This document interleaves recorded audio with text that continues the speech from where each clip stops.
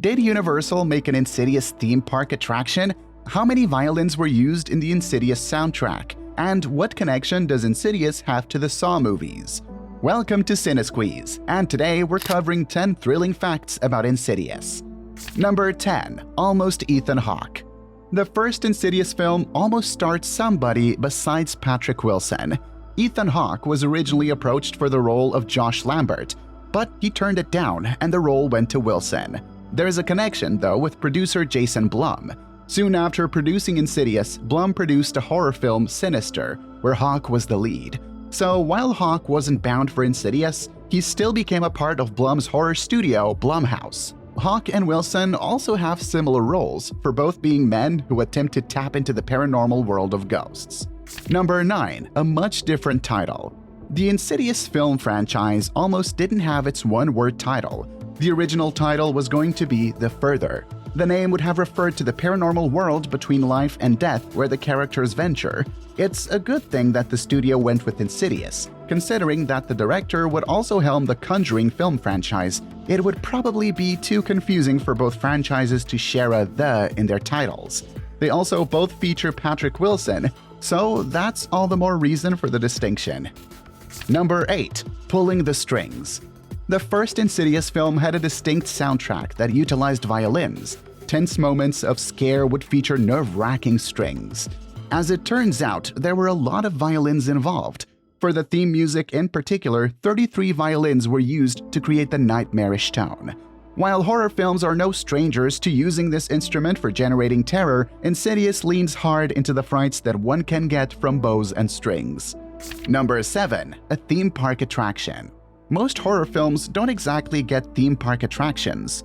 But given the popularity of the Insidious films, Universal decided to capitalize on the films with their parks. In 2015, Universal unveiled an Insidious maze at Universal Studios. As an attraction of Halloween Horror Nights, the maze featured frightening aspects of the first 3 Insidious movies. Although it was more of a seasonal thing and was mostly present to promote the latest Insidious movie, it's still a piece of marketing not as common for horror films. Number 6. From Saw to Insidious. The Insidious films came from the mind of James Wan. Wan made a name for himself in horror with his 2004 film Saw. While the film was a smash hit and had regular sequels for many years, it was also incredibly violent and gory. Wan was aware that this aspect was concerning. It got to a point where some creatives didn't want to work with him, fearing they were walking into a film of blood and guts. Insidious became his more palatable horror film saga. It proved he could still bring the horror, but without all the disorienting dismemberment of the body. Number 5. Learning from horror.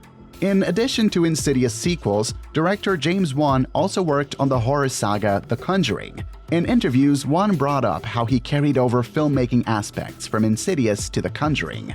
Then, when it came time to develop Insidious 2, he brought over aspects he had learned while working on The Conjuring. The way that Wan has described his filmmaking is that it's a constant learning experience, so his work on both horror franchises seems to have helped him generate new ideas. Number 4. Less popular returning characters.